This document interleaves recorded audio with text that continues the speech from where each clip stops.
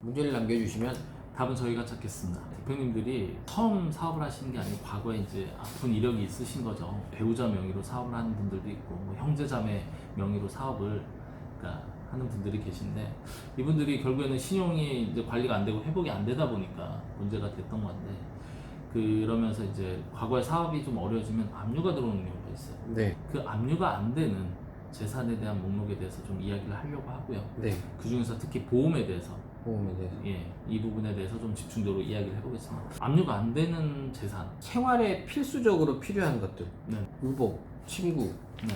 가구 이런 거, 주방기구, 뭐 3개월간의 식료와 연료, 집에 와서 쌀 같은 건 압류 안 하겠다는 거예요. 뭐 여담이지만 이제 389동대 이런 데 보면 쌀떡도 보고, 쌀떡.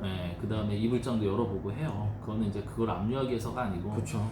그 안에 혹시 금괴라도 있는지 하는 5만 원짜리 다발이 꼭 나오니까 네, 거기서. 그런 일들이 있다. 그리고 뭐 이제 직업에 꼭 필요한 돈을 벌기 위해서 필요한 것들은 좀 놔두는 게 있고, 생계비 중에 소액인 거는 이제 또 압류 안 하거든요. 그리고 급여 채권 중에도 가구 수별로 해서 이제 어느 일정 금액이 정해져 있고, 그 금액 이하는 급여 채권 압류를 못 하게 돼 있거든요.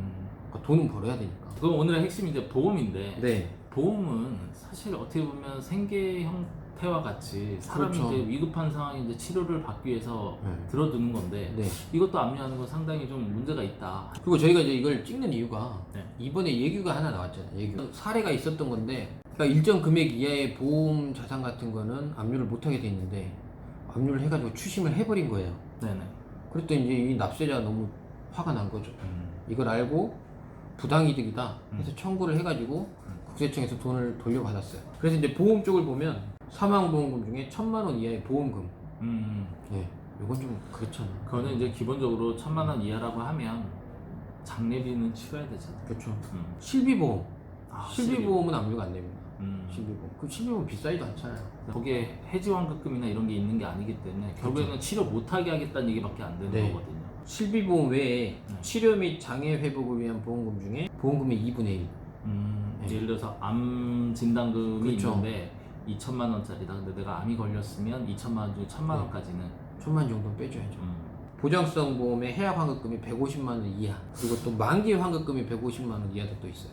보험에 은근히 압류가 돼서 압류 재산이 되는 것 이외에 추가적인 문제가 있는 거죠. 소멸시효라는 문제가 따라 그게 가장 큰 문제죠. 사실 뭐 150만 원 이게 중요한 게 아니라, 이게 압류를 당하게 되면 그 소멸시효라는 게 있는데, 예를 들어서 체납하고 재산이 없고 5년이 지나면 그 모든 그 채권들이 소멸돼요. 네. 그러면 그 다음에는 자유롭게 사업자를 내고 다시 사업을 할 수 있는 기간을 두고 있어요. 제도적으로 두고 네. 있죠. 기본적으로 뭐 평생 체납 좀 했다고 무제한으로 잡아버리면 그렇죠. 사업을 못하기 때문에 5년이라는 걸 두고 있는데, 이런 이제 보험이나 이런 게 압류가 돼 있으면 소멸시효가 멈춰요. 그러면은 10년, 20년이 지나도 그 보험 150만 원짜리, 200만 원짜리 때문에 계속 사업을 못하는 거예요. 그렇죠. 근데 이런 분들이 의외로 많아요. 대표님 고객도 제가 몇 번 해서 이렇게 처리한 적이 있잖아요, 저희가. 그렇죠. 근데 이게 너무 많아요. 필요 없다면 아예 해약을 해서 그거를 그 국세에 충당해버리는 경우가 좋고, 그리고 이 이하라고 하면 이건 압류 금지 재산이 아니냐 주장을 해서 소멸시효는 계속 진행되게 하는 게 좋은 거죠. 그리고 5년이 지나가면 이제 자유의 몸이 될 수 있으니까. 악의적으로 체납해서 그런 걸 하자는 건 아니고, 정상적으로 해도 정말 힘들어서 부도가 나버린 경우가 있잖아요. 그리고 요즘에 좀 더 사업을 접는 분들이 많으신 것도 같고, 또 하나 꼭 말씀드리고 싶은 게, 예전에는 그냥 소멸시효가 다 5년이었어요. 근데 2013년에 바뀐 게 있는데, 체납 금액이 5억이 넘어가면 소멸시효가 10년입니다. 2013년 전에 체납이 있었던 분들은 지금 사실 끝났죠. 두 가지만 더 정리를 할까 하는데, 채권에 대한 부분을 정리를 해야 되잖아요. 그리고 다시 네. 신용 회복을 해야 되는데, 그렇죠. 그런 절차에 대해서 어떤 방법이 기본적으로 있을까요? 그거에 대해서 제가 문의를 드린 적이 있는데 여기저기 많이 뛰어다니시더라고요. 아, 그럼요. 근데 가야 되는 곳들이 어떤 데가 있는 거예요? 어디에 체납됐는지를 다 확인하셔야 돼요. 근데 이제 국세청 같은 경우에는 국세기 때문에 어쨌든 한 군데에 물어보면 어디에 있는지 다 알려주거든요. 내역을. 그러면 그 담당자들이 다 있어요. 세무서마다 틀려요. 그러니까 사업이라는 게 뭐 한 군데에서만 끝나버리는 게 아니라, 체납이 부가세, 뭐 소득세, 법인세 이런 게 다 체납되면 확인을 어느 세무서에 누가 담당자인지 확인하셔서 어떤 재산이 압류되어 있는지를 확인해야 돼요. 일일이 그걸 개인이 한다는 건 쉽지 않겠네요. 그렇죠. 그리고 나서 그 압류된 재산이 뭔지 확인되면 금융기관에 가서 해지를 하셔야 돼요. 그리고 압류 재산을 가져가는 통보를 해서 이제 세무서에서 그걸 추징하겠죠. 네. 그 다음에 그게 끝나는 거거든요. 그 폐업된다는 게 정말 힘든 상황이잖아요, 사실. 그렇죠. 그래서 확인을 안 하세요. 될 대로 되라 이렇게. 저 그때 심정이야 뭐 다시 회복한다라고 생각하기보다는 그렇죠. 마음을 놓은 거죠. 근데 그러다가 이제 뭐 5년, 10년 지나면 이제 좀 또 달라지는데 그때 그 행위를 안 했던 게 지금까지 계속 끌고 오는 거거든요.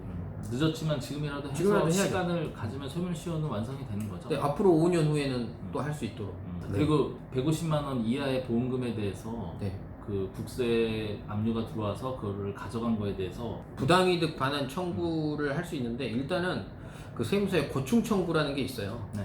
납세자들의 그 고충 청구 위원회 이런 게 있어서 음.